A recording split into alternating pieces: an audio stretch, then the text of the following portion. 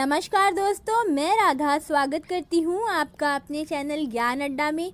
आज मैं लेकर के आई हूँ आप सबके लिए संविधान से रिलेटेड कुछ बहुत ही महत्वपूर्ण प्रश्न जो आपकी आने वाली परीक्षाओं में आपकी हेल्प करेंगे।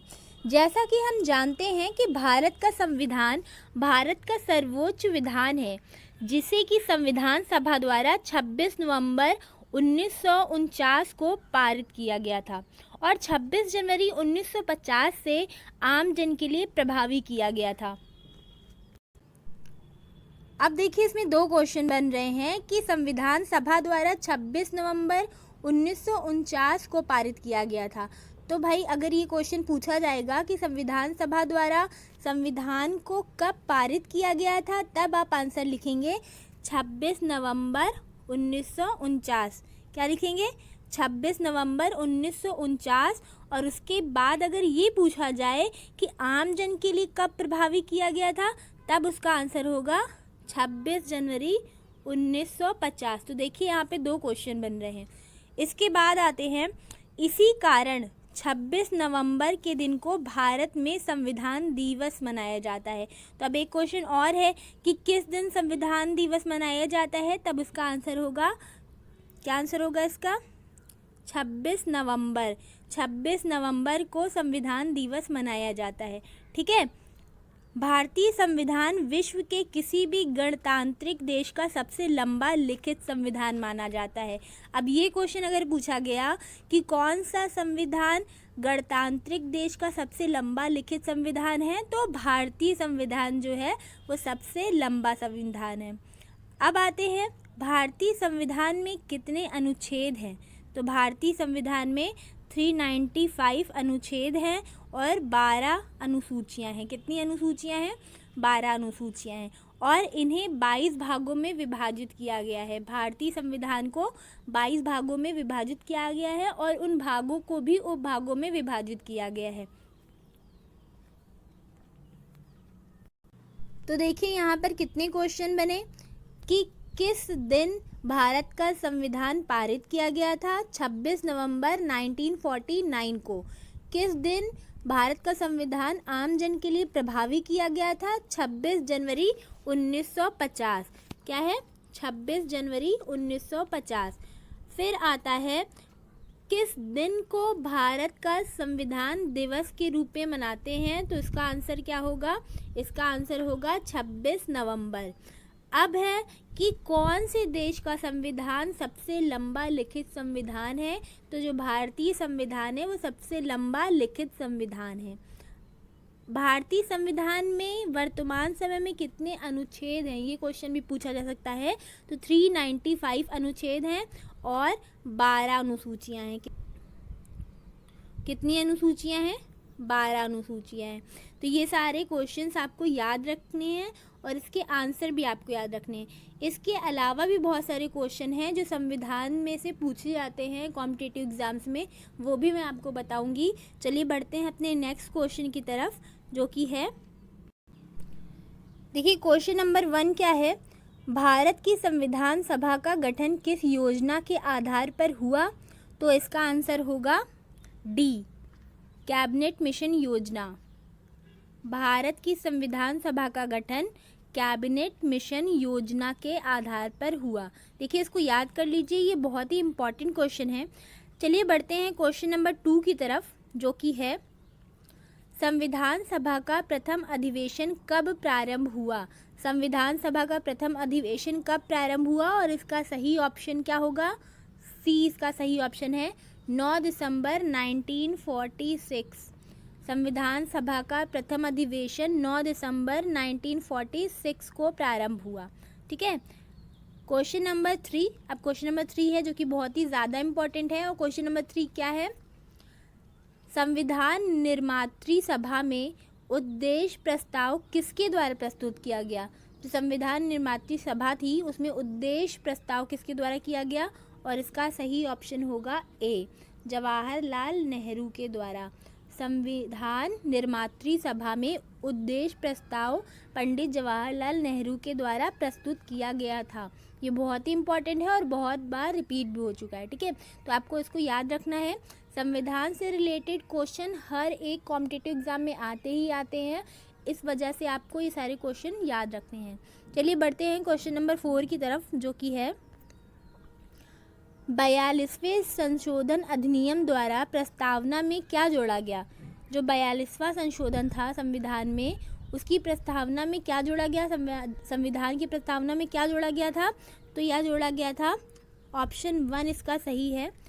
कौन सा ऑप्शन सही है इसका? ऑप्शन 1 सही है, समाजवादी पंथ निरपेक्ष, ये शब्द जोड़े गए थे। 42वें संशोधन अधिनियम द्वारा प्रस्तावना में समाजवादी पंथ निरपेक्ष शब्द जोड़े गए थे, ठीक है। अब क्वेश्चन नंबर 5 क्या है? संविधान संशोधन की प्रक्रिया का वर्णन किस अनुच्छेद में किया गया है। संविधान संशोधन की प्रक्रिया का वर्णन किस अनुच्छेद में किया गया है, और इसका बी ऑप्शन सही होगा, अनुच्छेद 368 में, ठीक है।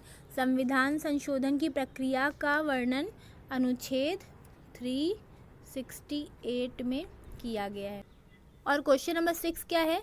संपत्ति के अधिकार से संबंधित संशोधन है, और इसका बी ऑप्शन सही है, ठीक है।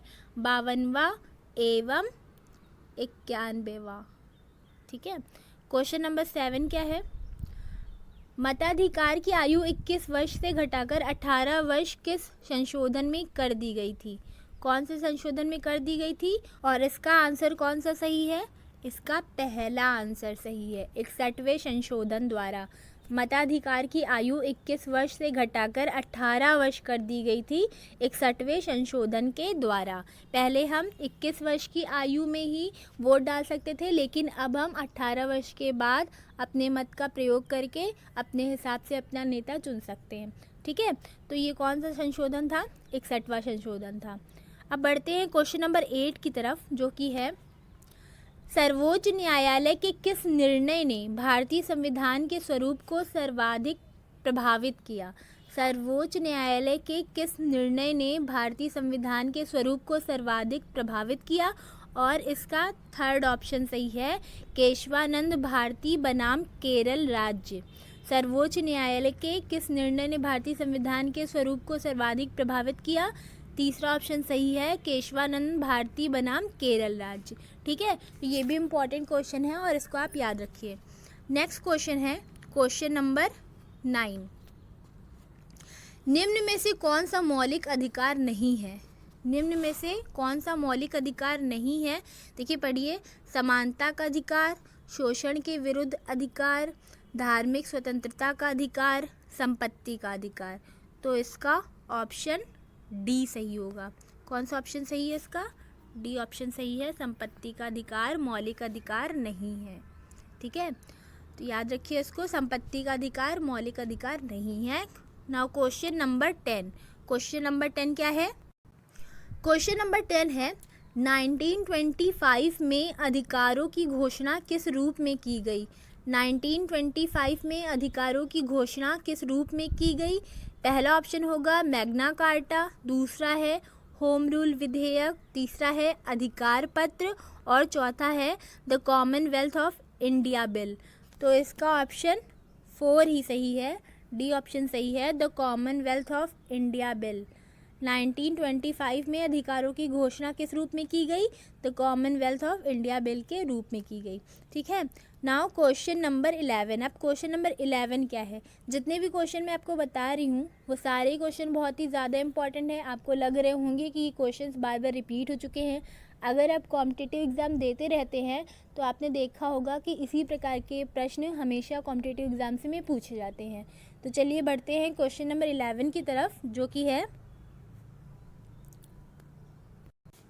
क्वेश्चन नंबर 11 क्या है? जब कोई पदाधिकारी अपने सार्वजनिक कर्तव्य का निर्वाह नहीं करता है तो उच्चतम एवं उच्च न्यायालयों द्वारा लेख जारी किया जाता है। जब कोई भी पदाधिकारी या ऑफिसर जो होता है अपने सार्वजनिक कर्तव्य का निर्वाह नहीं करता है तो उच्चतम एवं उच्च न्यायालयों द्वारा लेख जारी किया जाता है। वो कौन सा लेख होता है? और इसका पहला ऑप्शन है उत्प्रेक्षण, दूसरा है प्रतिषेध, तीसरा है परमादेश और चौथा है अधिकार पृच्छा। और इसका सही ऑप्शन होगा परमादेश। सी ऑप्शन सही है। जब कोई पदाधिकारी अपने सार्वजनिक कर्तव्य का निर्वाह नहीं करता है तो उच्चतम एवं उच्च न्यायालयों द्वारा लेख जारी किया जाता है, और कौन सा लेख है? परमादेश। ठीक है, आशा करती हूँ आपको समझ में आ रहे हैं सारे क्वेश्चन। अब है क्वेश्चन नंबर 12। क्वेश्चन नंबर 12 क्या है? संविधान के किस संशोधन द्वारा मूल कर्तव्यों को जोड़ा गया? संविधान के किस संशोधन द्वारा मूल कर्तव्यों को जोड़ा गया? और इसका ऑप्शन, 4 ऑप्शन इसके सामने दिए गए हैं। देखिए 4 ऑप्शन कौन कौन से हैं। पहला है 44वें संशोधन द्वारा, दूसरा है 64वें संशोधन द्वारा, तीसरा है 42वें संशोधन द्वारा और चौथा है 52वें संशोधन द्वारा। तो इन चारों में से कौन सा ऑप्शन सही होगा? और इसका तीसरा ऑप्शन सही है। कौन सा ऑप्शन सही है? तीसरा ऑप्शन सही है, 42वें संशोधन द्वारा। ठीक है, संविधान के किस संशोधन द्वारा मूल कर्तव्यों को जोड़ा गया? 42वें संशोधन द्वारा। ठीक है, याद रखना है आपको। 42 कौन सा संशोधन था? 42वां संशोधन। इसके द्वारा संविधान में मूल कर्तव्यों को जोड़ा गया था। बहुत ही इंपॉर्टेंट है, इसको याद रखिए। ठीक है, चलिए बढ़ते हैं क्वेश्चन नंबर 13 की तरफ, जो कि है बेरोजगार लोगों के लिए बेरोजगारी भत्ते की व्यवस्था करना किससे संबंधित है? बेरोजगार लोगों के लिए बेरोजगारी भत्ते की व्यवस्था करना किससे संबंधित है? पहला होगा मौलिक अधिकार, दूसरा है मौलिक कर्तव्य, तीसरा है निर्देशक तत्व और चौथा है प्रस्तावना। तो इसका कौन सा ऑप्शन सही है? इसका तीसरा ऑप्शन सही है, निर्देशक तत्व। बेरोजगार लोगों के लिए बेरोजगारी भत्ते की व्यवस्था करना निर्देशक तत्व से संबंधित है। ये इम्पॉर्टेंट है, इसको याद रखिए। ठीक है, चलिए बढ़ते हैं क्वेश्चन नंबर 14 की तरफ। अब क्वेश्चन नंबर 14 क्या है? भारत में संघ और राज्यों के लिए एक ही संविधान है। पहला ऑप्शन सिक्किम को छोड़कर, दूसरा ऑप्शन जम्मू कश्मीर को छोड़कर, तीसरा ऑप्शन नागालैंड को छोड़कर और चौथा ऑप्शन है तमिलनाडु को छोड़कर। और इसका कौन सा आंसर सही होगा? बी, जम्मू कश्मीर को छोड़कर। कौन सा आंसर सही है? जम्मू कश्मीर को छोड़कर। देखिए अब है क्वेश्चन नंबर 15, जो कि लास्ट क्वेश्चन है वीडियो का। और क्वेश्चन नंबर 15 क्या है? क्वेश्चन नंबर 15 है भारत में उपराष्ट्रपति का निर्वाचन किया जाता है। भारत में उपराष्ट्रपति का निर्वाचन किया जाता है। पहला ऑप्शन है राज्यों की विधानसभाओं द्वारा, दूसरा ऑप्शन है उस निर्वाचक मंडल द्वारा जो राष्ट्रपति को चुनता है। मतलब जो लोग राष्ट्रपति को चुनते हैं वही लोग उपराष्ट्रपति को चुनते हैं। तीसरा है राज्यसभा के सदस्यों द्वारा और चौथा है संसद के दोनों सदनों के सदस्यों द्वारा।